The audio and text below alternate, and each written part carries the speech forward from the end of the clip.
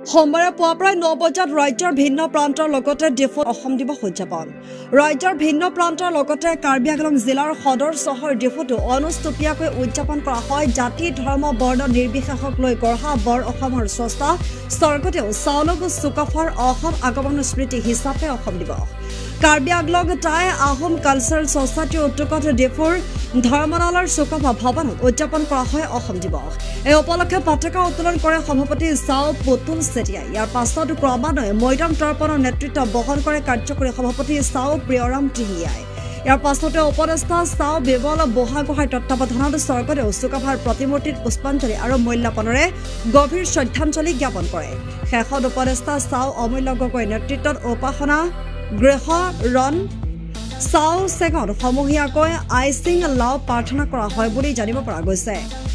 উক্ত অনুষ্ঠানত সাধাৰণ সম্পাদক চাও বিক্ৰম সন্দিকৈৰ লগতে টাই আহোম কালচাৰেল ছ'চাইটিৰ অন্যান্য কৰ্মকৰ্তাসকলো উপস্থিত থাকে স্বৰ্গদেউ চাওলুং চুকাফালৈ শ্ৰদ্ধাঞ্জলি নিবেদন কৰে